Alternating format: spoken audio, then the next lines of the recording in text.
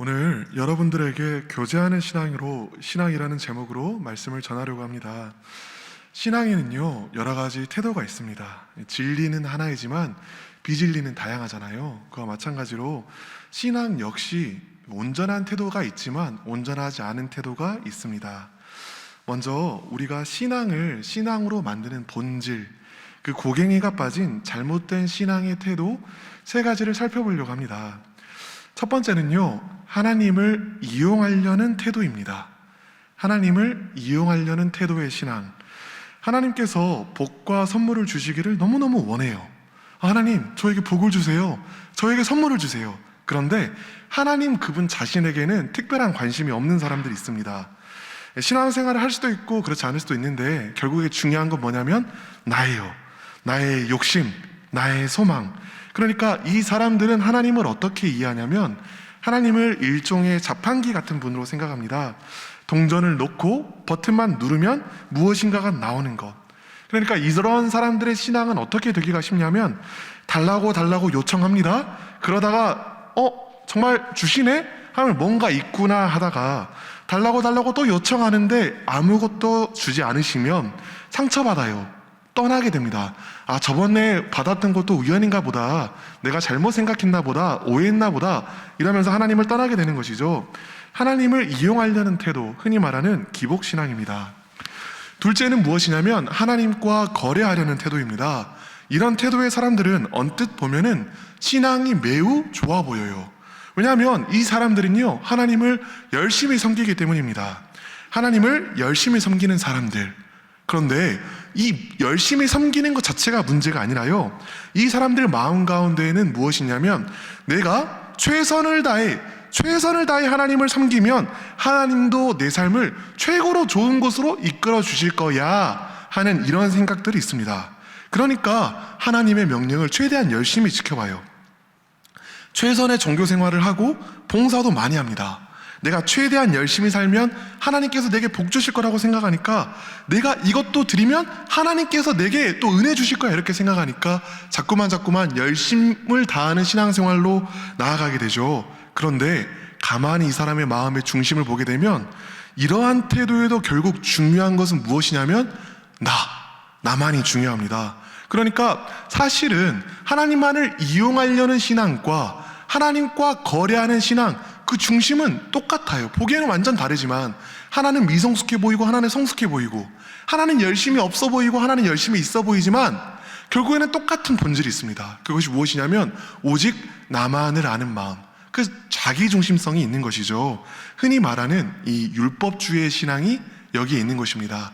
내가 열심히 무엇인가를 지킴으로써 함으로써 하나님께 무엇인가를 또 이제 다른 무엇인가를 얻어내려는 신앙적인 태도가 있다라는 것이죠. 자, 지금까지 잘못된 신앙적인 태도 두 개를 살펴봤는데 첫 번째는 무엇이었죠? 하나님을 뭐 하려는 신앙? 이용하려는 신앙. 자, 두 번째는 무엇이었습니까? 하나님과 뭐 하려는 신앙? 거래하려는 신앙이 있었습니다. 다시 한번 이야기해 볼게요. 첫 번째는 무엇이라고요? 하나님을 뭐 하려고 하는 것? 이용하려고 하는 것. 두 번째는 무엇이 있었다고요? 하나님을 뭐 하려고 하는 것? 맞아요. 거래하려고 하는 것. 이 두 가지 신앙의 태도가 있습니다. 그런데 세 번째 신앙의 태도가 있습니다. 무엇이냐면요, 하나님께 복종만 하려는 신앙입니다. 하나님께 복종만 하려는 태도. 이런 태도의 사람들은요, 첫 번째 사람 혹은 두 번째 태도의 사람과 달리 하나님께 무엇인가를 얻어내서 내 욕구를 채우는 데에는 별로 관심이 없습니다. 하나님께서 무엇을 주시는지 상관없어요. 중요한 것은 내가 어떻게 하면 최고의 하나님을 섬길까 생각하면서 신앙생활을 하는 사람들입니다. 가장 젊을 때 젊음을 불살라서 가장 위대한 일을 행해봐야겠다. 얼마나 멋진가요? 가장 바른 태도로 보이기도 합니다. 그런데 이것이 가장 올바른 태도는 아닙니다. 왜냐면요, 이 역시도 가만히 뜯어보면은 그 마음 가운데 하나님을 위한 일을 통해서 나 자신의 가치를 증명받고 싶어하는 그런 마음이 있기 때문입니다. 이 세 가지 태도, 첫 번째가 하나님을 이용하려는 태도, 두 번째가 내 걸 들여서 하나님한테 무엇인가를 받아들이려고 하는, 하나님과 거래하려는 태도, 마지막으로는 하나님께 복종만 하려는 태도. 이 세 가지 태도가 다 신앙에 대한 올바른 태도가 아니라고 말해주고 싶습니다. 조금 의외일지도 모르겠어요. 마지막 신앙의 태도, 하나님께 복종만 하려는 태도는 맞지 않나? 이렇게 생각할지도 모르겠습니다. 그러나 이 세 가지 신앙과 참된 신앙의 태도에는 넘을 수 없는 벽이 자리 잡고 있습니다. 오늘 우리는 요한일서 본문을 통해서 참된 신앙이 무엇인지, 그러면 우리가 하나님을 이용하는 것도 아니고 하나님과 거래하는 것도 아니라면, 하나님께 복종만 하는 것도 아니라면 참된 신앙은 무엇인지에 대해서 함께 이야기를 나누어 보려고 합니다. 자, 요한일서 1장 1절 우리 함께 읽어볼까요? 요한일서 1장 1절입니다. 시작. 태초부터 있는 생명의 말씀에 관하여는 우리가 들은 바요, 눈으로 본 바요, 자세히 보고 우리의 손으로 만진 바라. 다시 한번 같이 읽어보겠습니다. 요한일서 1장 1절 말씀입니다. 함께 읽어보겠습니다. 시작. 태초부터 있는 생명의 말씀에 관하여는 우리가 들은 바요, 눈으로 본 바요, 자세히 보고 우리의 손으로 만진 바라. 아멘. 요한일서는 요한이 썼습니다. 그런데 이 사도 요한이 쓴 복음서도 있죠. 어떤 복음입니까? 요한복음입니다. 이 말씀은 요한복음 1장 1절이랑 함께 보면은 이 요한일서 1장 1절 말씀을 이해하는 게 좀 도움이 돼요. 이 요한복음 1장 1절 이렇게 말합니다. 태초에 말씀이 계시니라. 이 말씀이 하나님과 함께 계셨으니 이 말씀은 곧 하나님이시라. 그러니까 요한일서에서 말하는, 요한일서 방금 우리가 읽은 본문에서 말하는 태초부터 있는 생명의 말씀은 곧 무엇이냐면 요한복음에서 말하는 하나님과 계신 말씀입니다. 그리고 요한복음 1장 14절은 이렇게 말해요. 말씀이 육신이 되어 우리 가운데 거하심에 우리가 그의 영광을 보니 하나님의 독생자의 영광이요 은혜와 진리가 풍성하더라. 그러니까 지금 요한일서 1장 1절에서 말하는 우리가 본 생명의 말씀은 누구냐면 요한복음에서 말하는 하나님과 태초부터 함께 있었던 말씀인데, 이 말씀은 우리에게 육신이 되어 우리를 찾아온 말씀이다. 즉 예수 그리스도다. 이렇게 말하고 있는 것이죠. 그러니까 결국 태초부터 있는 생명의 말씀, 요한일서가 말하는 바로 그 말씀이 예수님이라는 것입니다. 하나님과 함께 태초부터 계셨던 분이 예수님이기 때문이죠. 태초에 천지를 창조하시기 전에 예수님이 계셨다라는 것은 예수님도 하나님이라는 것을 의미합니다. 여기에서 이제 삼위일체 하나님에 대한 이야기가 나오게 됩니다. 이제 삼위일체라는 신학적인 용어가, 그 용어 자체가 좀 어렵기 때문에 삼위일체다 이런 이야기를 들으면 벌써 마음의 문이 닫히곤 합니다. 한번 제가 간단하게 설명해 볼게요. 하나님, 예수님, 성령님, 그러니까 성부 하나님, 성자 하나님, 성령 하나님, 이 하나님이 계시는데, 이 성부 하나님, 성자 하나님, 성령 하나님이 세 분 각각의 따로따로이신 하나님이 아니라 한 분 하나님이시다. 이것이 쉽게 설명한 삼위일체입니다. 성부 하나님, 성자 예수님, 성령 하나님, 이 세 분이 각각 세 명의 다른 신이 아니라 한 분 하나님이라는 것이죠. 이게 삼위일체입니다. 그런데 한 분 하나님이심을 강조하는 것이 왜 중요할까요? 왜 세 분 하나님이면 안 되고 한 분 하나님이어야 합니까? 하나님과 예수님과 성령님이 한 분 하나님이시라면, 여러분 잘 생각해 보세요. 이 세 분이 한 분 하나님이시라면 이 하나님과 예수님과 성령님께서 서로 나누신 그 친밀함이 얼마나 큰 것일까요? 우리가 가늠할 수 없는 하나됨으로, 우리가 다 이해할 수 없는 친밀함으로 성부 하나님, 성자 예수님, 성령 하나님, 이 세 분이 한 하나됨을, 한 친밀함을 누리게 되는 것입니다. 이런 점에서 기독교에서 우리가 말하는 하나님은 유대교에서 말하는 하나님과는 다릅니다. 삼위일체 하나님을 한 분 하나님이라고 고백하는 신앙은요, 하나님의 하나님 되심의 본질이 교제에 있다라는 고백입니다. 왜요? 이 세 분이 하나됨 가운데, 친밀한 가운데, 교제 가운데 하나 되셨기 때문입니다. 다시 한번 이야기해 보겠습니다. 삼위일체 하나님을 하나님이라고 고백하는 신앙은 하나님의 하나님 되심의 본질이 무엇에 있다고요? 예, 맞아요. 교제에 있다라는 것입니다. 그래서 삼위일체 하나님을 믿는다라고 말하는 우리의 신앙은 무슨 고백이기도 하냐면, 우리는 하나님의 하나님 되심이, 그 핵심이 교제에 있습니다 라고 고백하는 것과 같고, 동시에 이것은 무슨 말이냐면요, 우리가 가지고 있는 신앙의 본질도 교제에 있습니다 라고 고백하는 것과 같습니다. 자, 우리가 가진 신앙의 본질은 무엇이냐면 하나님과 누리는 사귐, 그리고 교제입니다. 요한은 여기서부터 시작하는 것이죠. 이 말씀이 하나님과 함께 계셨으니, 그리고 이것이 동시에 우리가 가져야 할 신앙의 참된 태도입니다. 하나님을 이용하는 것도 아니고요, 하나님과 거래하는 것도 아니고요, 마냥 하나님께 복종만 하는 것도 아닙니다. 하나님과 함께 거하는 것, 하나님과 함께 교제를 나누는 것, 이것이야말로 참된 신앙의 본질인 것이죠. 자, 그 다음의 말씀을 보면은 이렇게 되어 있습니다. 이 생명의 말씀에 관하여는 우리가 들은 바요, 눈으로 본 바요, 자세히 보고 우리의 손으로 만진 바라. 요한은 삼위일체 하나님에 대해서 말한 이후에 곧바로 이렇게 말했죠. 우리가 이 생명의 말씀에 대해서는, 하나님과 교제하셨던 이 그리스도에 대해서는 눈으로 보았고 귀로 들었고 손으로도 만졌다. 여기서 말하는 그 우리라는 표현은 사실은 나 자신을 의미하는 말입니다. 그러니까 요한을 의미하는 것이죠.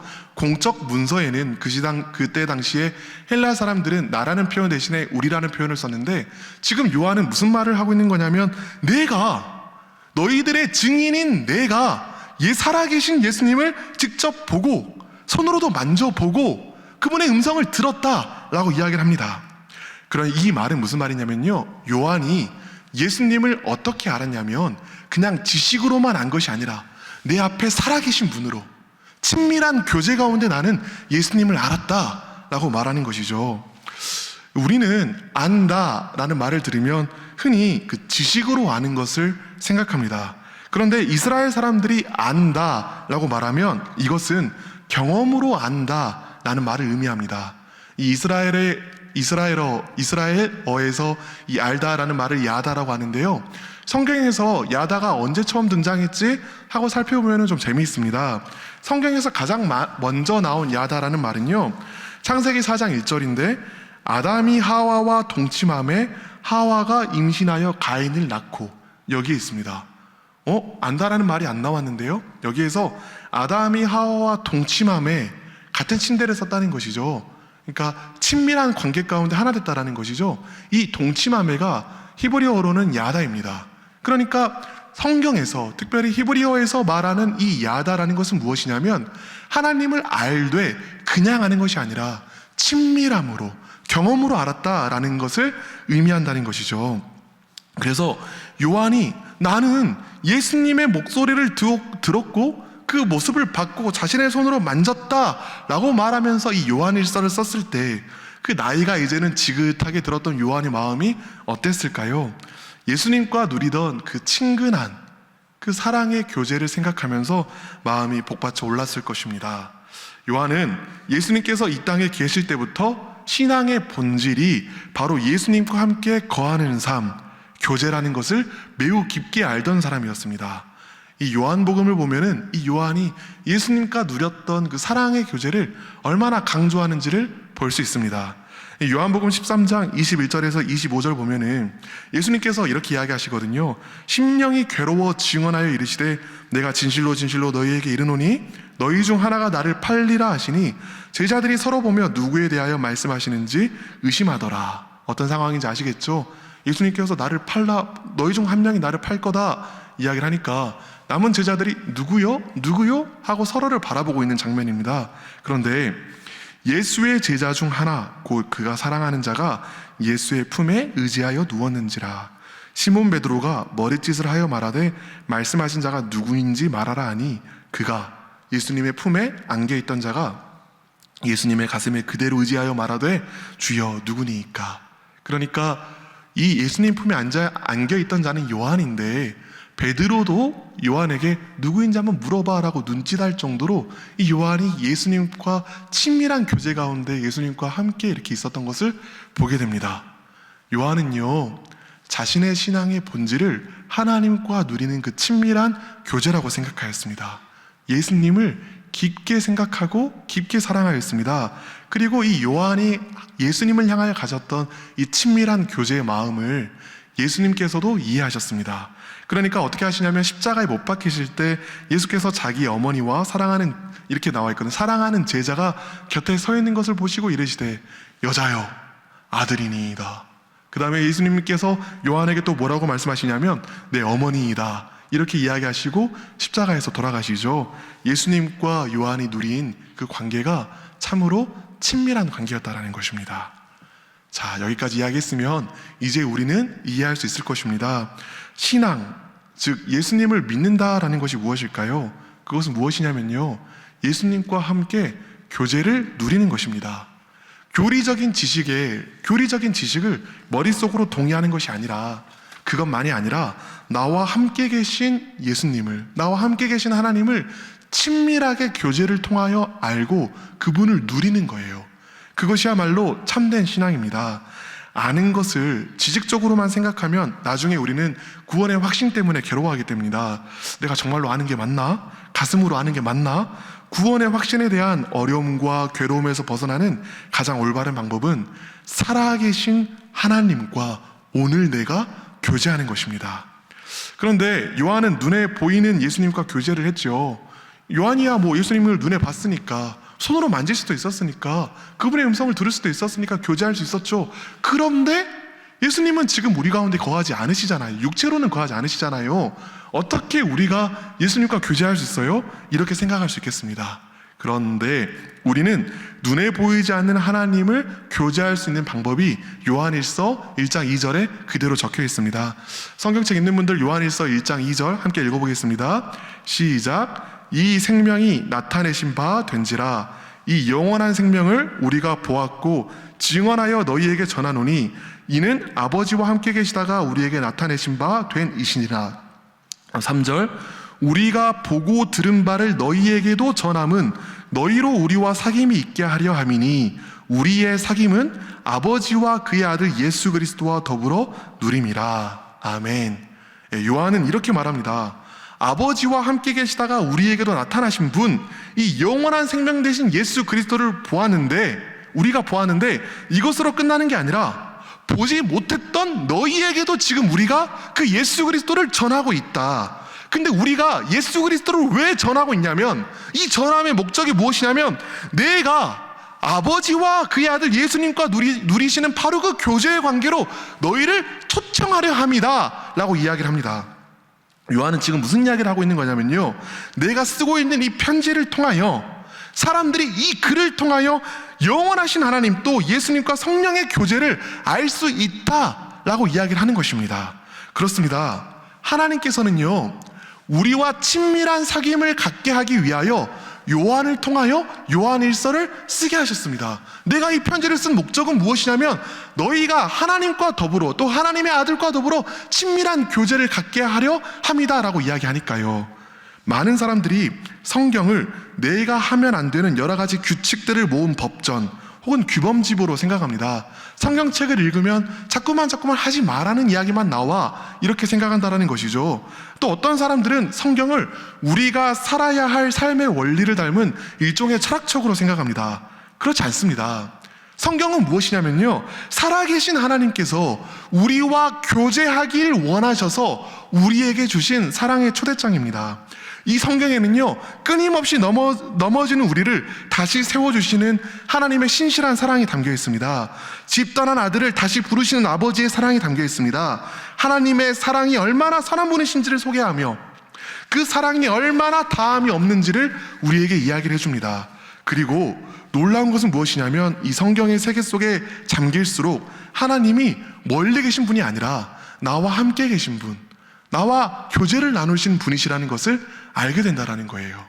그러니까 요한은 살아계신 예수님을 보고 그분의 음성을 듣고 그분을 만졌지만, 이 시대의 하나님께서는 우리에게 성경을 주셔서 하나님의 말씀을 주셔서 하나님의 말씀을 듣게 하시고 그분의 뜻을 알게 하시고 그분과 더불어 교제하게 해주신다는 것입니다.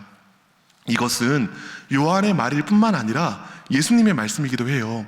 요한복음 14장 25절 26절은 이렇게 이야기합니다. 내가 아직 너희와 함께 있어서 이 말을 너희에게 하였거니와 보혜사 곧 아버지께서 내 이름으로 보내실 성령, 그가 너희에게 모든 것을 가르치고 내가 너희에게 말한 모든 것을 생각나게 하리라. 그러니까 예수님께서 뭐라고 말씀하시냐면 내가 너희에게 이 세상을 내가 떠난 이후에 성령을 보내줄 건데 이 성령께서 하신 역할이 무엇이냐? 내가 너희에게 말한 모든 것을 생각나게 하리라.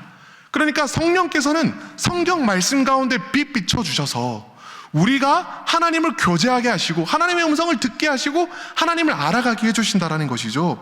여전히 우리와 함께 계신 성령님께서 예수님께서 주신 말씀을 우리 안에서 빛 비추어 주십니다. 생각나게 하시고 그 말씀이 다른 사람을 향한 말씀이 아니라 나를 향한 친밀한 말씀임을 깨닫게 하여 주십니다. 그리하여 살아계신 하나님을 알고 누리는 삶, 교제하는 삶으로 나아가게 됩니다. 우리에게는 이런 교제가 너무나 필요합니다. 기독교의 신앙이란 열심히 배워서 그 지식을, 교리적인 지식을 머리에 쌓은 이후에 그 지식으로 살아가는 것이 아닙니다. 그보다는 선포된 말씀 속에서 또 기록된 말씀 속에서 나에게 말씀하시는 하나님의 음성을 듣고 그 하나님과 교제하며 하나님과 동행하는 삶입니다. 나에게 주신 음성을 듣고 그 하나님의 음성에 주님과 동행하며 주님과 교제하는 삶, 이것이 바로 참된 그리스도인의 삶입니다. 분명히 여러분들의 삶에도 설교를 듣다가 혹은 성경을 읽다가 눈이 번쩍 뜨이고 귀가 번쩍 열리면서 이거 내 상황에 대한 말씀인 것 같은데 하던 때가 있을 겁니다. 이게 바로 어떤 순간이냐면 성령님께서 말씀 가운데 빛을 비춰주셔서 여러분으로 하여금 하나님의 말씀을 알게 하시는 것입니다. 많은 사람들이 이 귀한 시간을 놓쳐버려요. 이거 나에게 주신 말씀인 것 같은데 하다가 긴가민가 하다가 이 말씀을 잃어버리고 말죠. 여러분 그렇게 반응하지 마시기 바랍니다.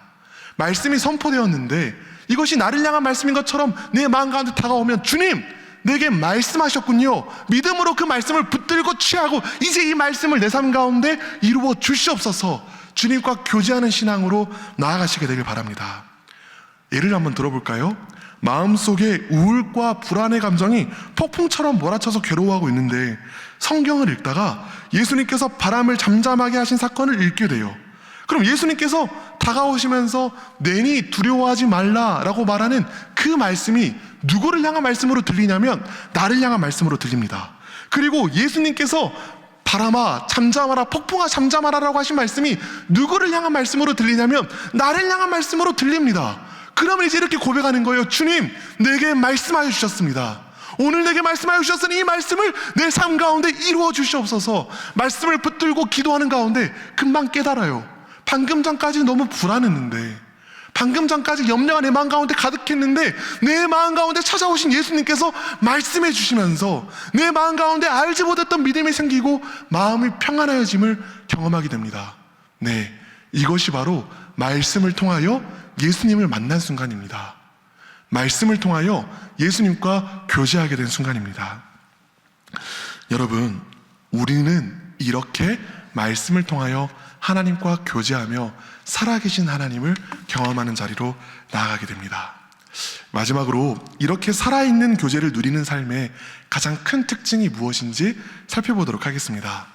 처음에 이야기했던 잘못된 신앙의 세 가지 태도를 기억하시나요? 첫 번째, 하나님을 뭐 하려고 하는 거였죠? 이용하려고 하는 것. 두 번째는 뭐였죠? 하나님과 거래하려고 하는 것. 세 번째는 하나님께 뭐만 하려고 하는 것?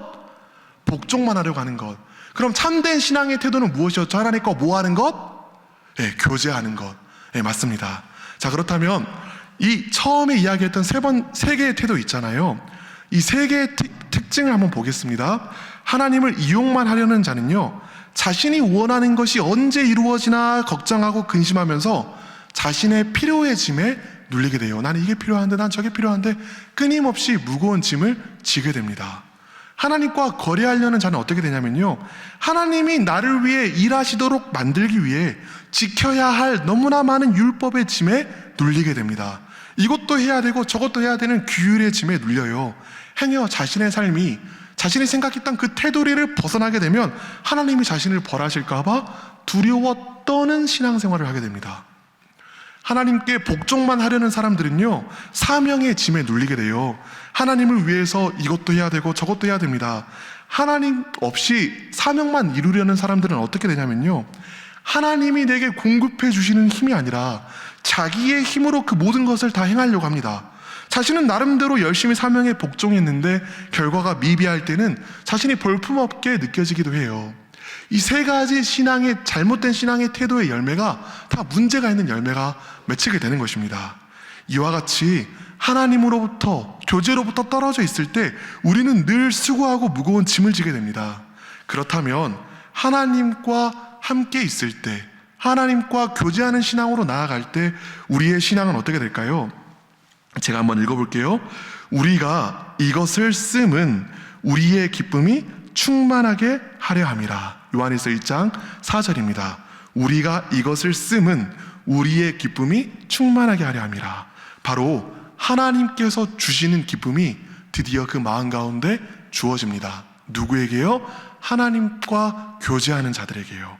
그 사람들은요, 하나님의 하나님 되심으로 인하여 베풀어 주신 그 한없는 사랑으로 인하여 지금 나와 함께 하시는 그 하나님의 선하심으로 인하여 하나님이 내 하나님이라서 그 교제함 가운데 기뻐하게 되는 것입니다. 요한은 여기에서 요한일서를 기록한 목적이 우리의 기쁨이 충만하게 하려 함이다 라고 이야기를 하고 있습니다. 그런데 여러분, 성경책 있는 분들 요한일서 2장 1절 보잖아요. 그럼 요한이 요한일서를 기록한 목적을 또 이렇게 이야기합니다. 나의 자녀들아, 내가 이것을 너희에게 씀은 너희로 죄를 범하지 않게 하려 함이라. 그러니까 요한은 방금 첫 번째는 뭐라고 이야기했냐면, 내가 요한일서를 쓴 이유는 기쁨이 충만하려고야. 근데 요한일서 2장 1절을 보면 뭐라고 이야기하냐면, 내가 요한일서를 쓴 이유는 너희로 하여금 죄를 범하지 않게 하려고 하는 거야. 그리고 또 요한일서 5장 13절을 보잖아요. 그럼 또 이렇게 써 있습니다. 내가 하나님의 아들의 이름을 믿는 너희에게 이것을 쓰는 것은 너희로 하여금 너희에게 영생이 있음을 알게 하려는 거야. 그러니까 너희가 구원을 확신하게 하기 위해 이 편지를 쓴다는 것이죠. 여기서 우리가 알 수 있게 되는 것이 있습니다. 무엇이냐면요, 죄를 이기는 힘도 어디에서부터 오냐면 하나님과의 교제에서부터 옵니다. 하나님과 교제하지 않고 죄를 이기려고 하면요, 내 힘과 내 능력으로 죄와 싸워야 되잖아요. 그러면 죄의 힘은 너무나 강력해서 이길 수 없습니다. 반드시 쓰러지게 되고 반드시 넘어지게 됩니다. 우리에게는 하나님과 교제를 통해서 공급해 주시는 말씀의 힘이 너무나 필요해요. 하나님의 말씀의 힘이 우리에게 공급되면 어떻게 되냐면, 나에게는 힘이 없는데 하나님께서는 일어나라고 말씀하시니까, 하나님께서는 죄와 싸우라고 말씀하시니까 이 말씀이 내게 힘이 되어서 죄와 싸울 수 있는 능력을 얻게 됩니다. 그리하여 내 힘과 내 능력이 아니라 하나님의 힘과 하나님의 능력으로 살아가는 삶을 경험하게 돼요. 뿐만 아니라 요한에서는 또 무엇이라고 이야기하냐면, 너희로 하여금 너희에게 영생이 있음을 알게 하려 함이라 라고 이야기를 합니다. 이게 무슨 말이에요? 우리가 구원을 확신할 수 있는 유일한 방법이 무엇이냐면 하나님과의 교제에 있다라는 겁니다.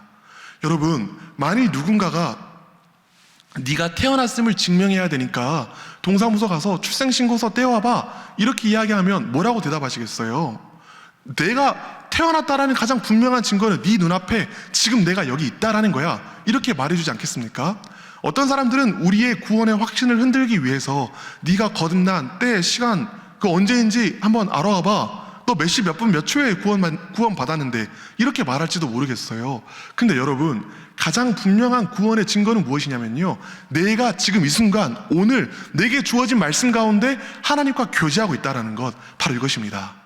교제를 통해서 내 안에 있는 생명이 참된 생명인 것과 살아있는 생명임을 말해줄 수 있어요. 왜요? 내 안에 생명이 죽은 생명이면 죽은 자는 하나님의 음성을 들을 수 없는데, 내 안에 주님께서 심으신 참 생명이 있어서 주님께서 주시는 말씀을 듣고 그 말씀에 반응하고 있기 때문입니다. 이것이 살아있는 신앙, 참된 교제인 것이죠. 그리고 하나님과 교제하는 자들은 내가 구원받았음을 확신할 수 있습니다. 이 친밀한 교제가 바로 우리가 가져야 할 신앙의 올바른 태도인 것이죠. 하나님을 사랑하여 그 사랑으로 충만한 우리 모두 되기를 간절히 바랍니다. 하나님을 이용하려는 것이 아니라, 하나님과 거래하려는 것이 아니라, 하나님께 복종만 하려는 것이 아니라 사랑이신 하나님을 알아서 그 하나님과 친밀히 교제하는 여러분 모두 되시기를 간절히 바랍니다. 기도하겠습니다. 사랑하는 하나님 아버지, 감사합니다. 하나님은 선하셔서 우리와 먼저 교제하길 원하셔서 하나님의 아들을 보내주시고 또 우리로 하여금 교제할 수 있는 길을 열어주셨습니다. 하나님, 우리가 날마다 말씀을 통해 주님과 교제하는 신앙으로 나아가길 원합니다. 우리만 하나님께 괴로워하며 비탄하며 기도를 드리는 것이 아니라 주님께서도 우리에게 말씀하시는 그 음성을 듣게 하시고 하나님의 말씀에 반응하며 날마다 살아있는 참된 교제로 주님과 반응하는, 주님과 친밀함을 누리는 그런 살아있는 신앙생활 하게 하여 주시옵소서. 감사드리며 이 모든 말씀 우리 주 예수 그리스도 이름으로 간절히 기도드립니다. 아멘.